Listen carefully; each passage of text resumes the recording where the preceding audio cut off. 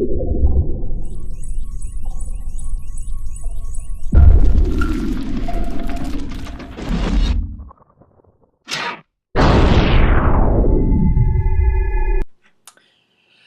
everyone and welcome to another video. In today's lesson we are going to be talking about the combined gas law and the ideal gas law. After watching this video you should be able to understand the combined gas law and how to use it, and you should be able to understand the ideal gas law and again how to use that equation. So let's get right into it. As you may or may not know, gases are made up of particles, which are atoms. Okay, and typically atoms are in pairs or with another set of atoms. And basically, if you add more atoms to a container, you essentially are increasing the pressure of that container.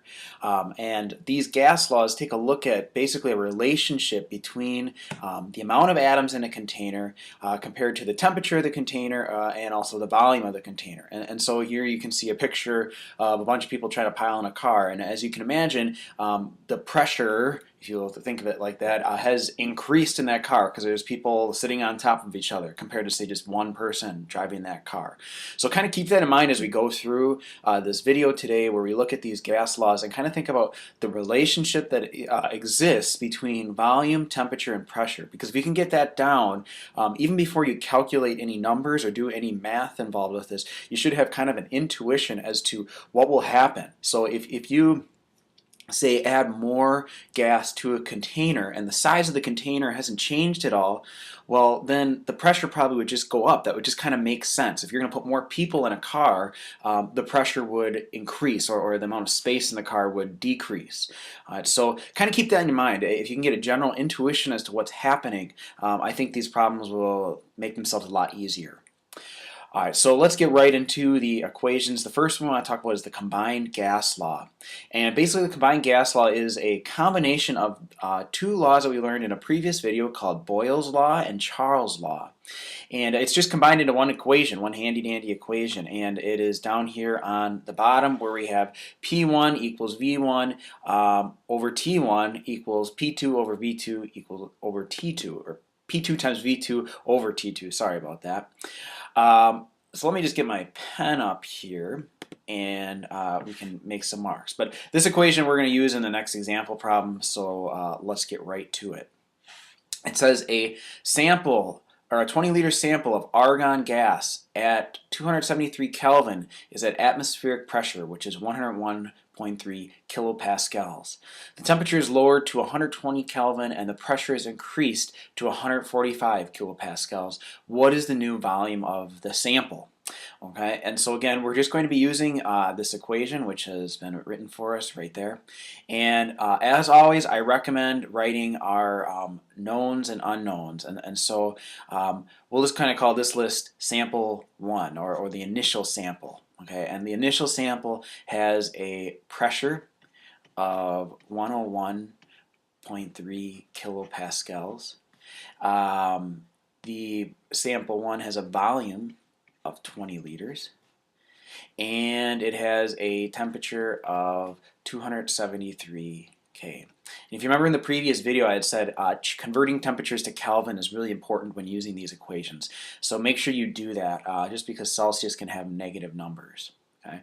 Now on the flip side of the coin, we have like the same sample, but we're going to call it like sample, maybe we should call it sample final, I don't know. But the temperature of that sample is lower to 120 K and the pressure is increased to 145 kilopascals. So my pressure now is 145 kilopascals, and the volume we don't know. Okay, so that's what we're trying to find out in this equation. And the temperature is 120 Kelvin now, so it's gotten colder. Okay, so kind of interesting. We've added more argon, it looks like, because the pressure has increased, but the temperature you can see has decreased. So what is the volume of the sample now? So basically it's just now just plugging things into this equation. So you're going to have 101.3 kilopascals times a volume of 20 liters over 273 K. And then that is set equal to a pressure of 145 kilopascals. I'm going to run out of space here. The volume, we don't know, so let's call that V, over a temperature of 120 K. And if you crunch those numbers, basically it's just kind of doing some cross multiplying and dividing. If you back me up on this with your calculators, you should get a volume of 6.1 liters. Oh, sorry, that's supposed to be a 1. 6.1 liters. Okay.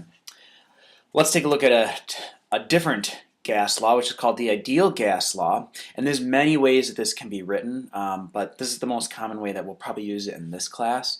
The ideal gas law says that for an ideal gas, the pressure times the volume is equal to the number of moles multiply the constant R and the temperature in Kelvin. Okay, and so this is the equation here, and it sounds real complex, but it's really not that bad, at least how we use it in this class. And you may say to yourself, well, what in the world is this N, and what does this R mean? Like, I know P probably is pressure, and V is volume, and T is temperature, but what are those two things? And over here I have a little side note here. N is going to be the number of moles, and R is the universal gas law constant, which is 8.31 pascals times meters cubed over moles times Kelvin. And so it's a big long unit there, but basically that's just what you throw in. Is R is kind of like, if you guys remember from Newton's universal law of gravitation, you had that big G and it was just a constant. Same thing here.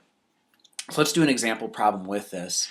It says a 20-liter sample of argon gas at 273 K is at atmospheric pressure, which is 101.3 kilopascals.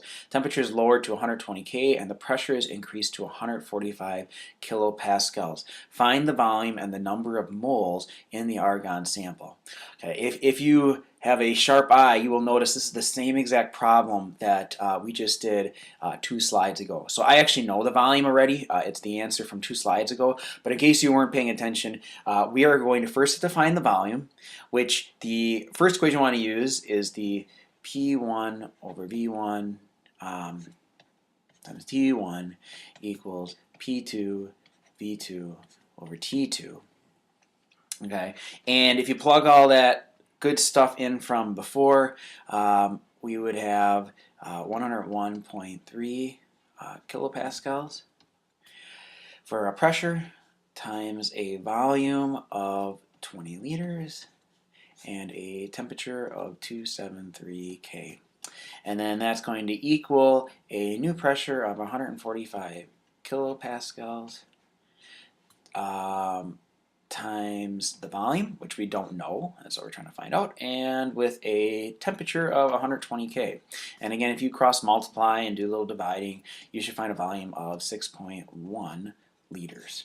Okay, so that's just doing what we did from the previous example problem. Now the piece that we want to use now is we want to try to find out how many moles are in this sample of argon. Okay, so we need to use this equation, PV equals nRT. And so again, we're just going to plug in our information from the bottom portion of this. We're curious about the final sample here, I guess we'll call it. And so we're going to be using basically information after this period right here. The temperature of 120 K, a pressure of 145 kilopascals, and a volume of 6.1 liters. All right, so my pressure is 145 kilopascals times a volume of 6.1 liters equals N, which we don't know, that's what we want to find out. N is the number of moles, times that constant, which is 8.31 pascals. This is a big long unit, which is not a lot of fun to write. Moles times Kelvin. I'll extend my parentheses there. Times the temperature, which we said was 120, right? 120 K. Okay, so this turns into just a big long old problem, and what all it is basically N will equal, I'm going to take these two terms on the right and throw them over here on the left, N will equal 145 kilopascals times 6.1 liters over 8.31 pascals times meters cubed over moles times Kelvin times 120 K. Alright, so if you throw that into your calculator, after everything's said and done, if I write the answer over here, N equals, let me just quickly check my answer here, N equals 0.893 moles. And that would be your answer. So again, basically with these problems, if you can just kind of figure out that relationship between pressure, volume, and temperature, you really don't even need the numerical values that come with these problems, doing the math piece. I mean, you eventually have to, but if you can get an idea of like what an answer you'd be expecting to see, that yeah, pressure would increase or temperature would decrease or whatever the case may be, it makes these a lot better because it's kind of a second check you can have for when you are doing the math. You can say, well, that doesn't make sense. How is the pressure increasing based upon what I just did? Alright, we will see you guys in the next video. Until next time.